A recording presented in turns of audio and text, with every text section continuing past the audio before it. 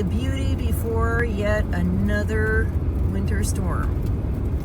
They're saying that by about 4 o'clock this afternoon, it's gonna start getting ugly again. We're gonna get snow, which means that tomorrow when Secora has her appointment, I'm gonna be trailering her in the snow, which is not something I'm particularly looking forward to, but it is what it is. All right, so I thought that I would do a video and tell you a little bit more about Secora and some of the things that are going on with her. And kind of the main reason why she needs to go see the vet on Saturday the 1st. So first of all, she is an older mini. She is about 23, and I think she's going to be 24 this year. I'd have to take a look at her birth date. So she's older. She's got a weepy eye. On the other side of her head, or the other eye, has a cloud.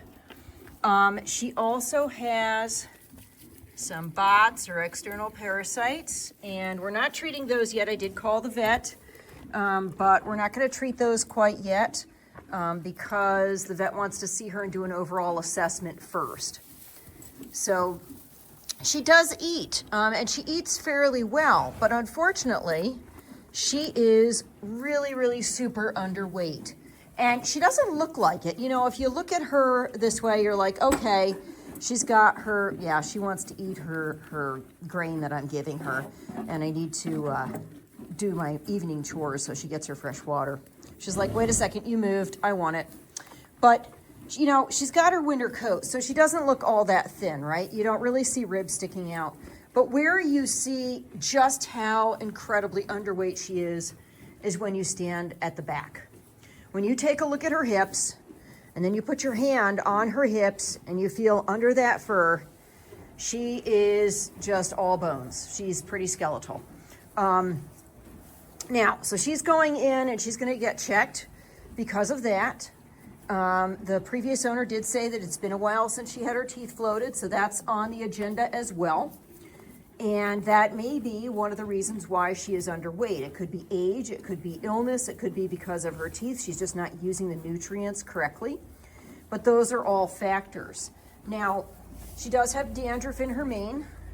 You know, it was pretty bad in her mane. Let me show you. I'll flip this over. Yeah, you can see that. It was pretty bad getting all the knots and everything out of her mane.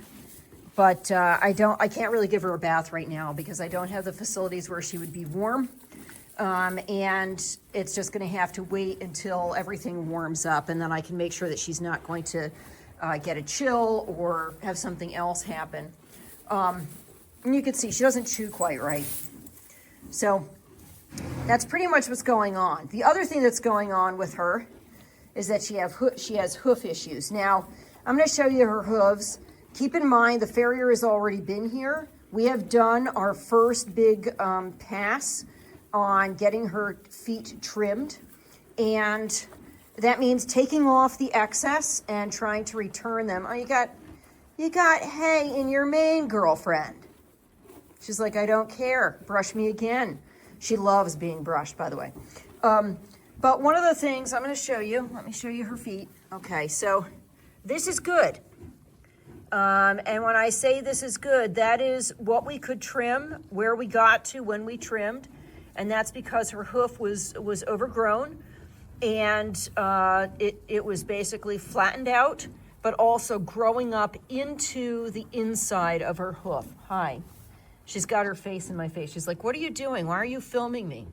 And this is her other back foot. So we took down as much as we could. And when feet get overgrown like this, you kind of have to do the best you can with what you're working with. And you also have to give the animal some time to adjust because they've been gradually getting to the stage of overgrowth. And if you take everything off, then they don't adjust and they end up being lame, you know, and it's quite painful for them. So her feet, by the way, were not as bad as Shrek's. Shrek's were actually worse than this.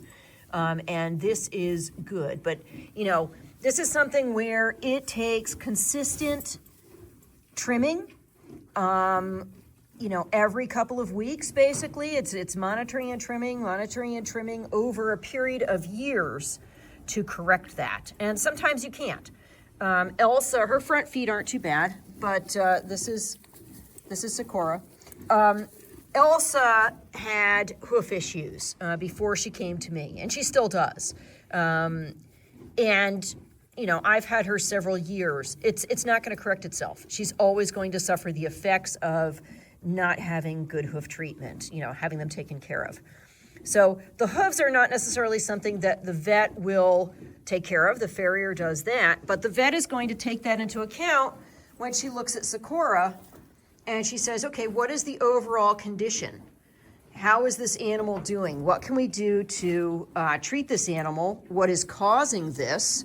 You know, is she underweight because of, you know, some disease or because of her teeth or just, you know, old age? I mean, they do get old and, you know, it's unfortunate, but she's here now with me and tomorrow we're going to go to the vet. Well, by the time you see this video, it'll be the day of the vet appointment and we'll see how that turns out for her. She's a lovely little girl. She is very personable. Every time I come in the barn, I am greeted with a mini Winnie from her. And she is bonded to Shrek. Actually, I think he's bonded more to her than she is to him. But she's kind of the leader. But you can see she's beautiful. Look at that mane. Now that it's all cleaned out, it's just gorgeous.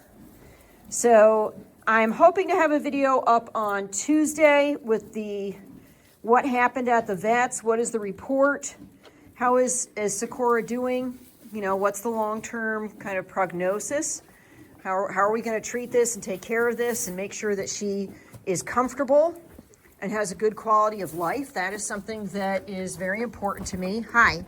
Yes, I wanted to show them your cloudy eye. She's like, yeah, I don't think so. Maybe a little bit, Mom, but I'm going back to eating.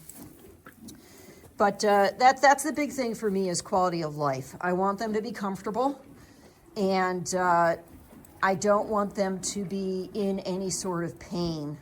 You know, if they have to be in pain, I want it to be temporary, not something long-term. And that's how I decide, you know, that when it comes that time for me to make that really tough decision, it's always in basically consultation with a veterinarian. Or it's something where, you know, we've known that they've been having issues for quite some time. It's all about quality of life and it's pain. So anyway, look for the video on Tuesday when I have the update with Secora. Hopefully it'll be good news and we'll go from there. And if you haven't already, please like and subscribe. It really helps the channel.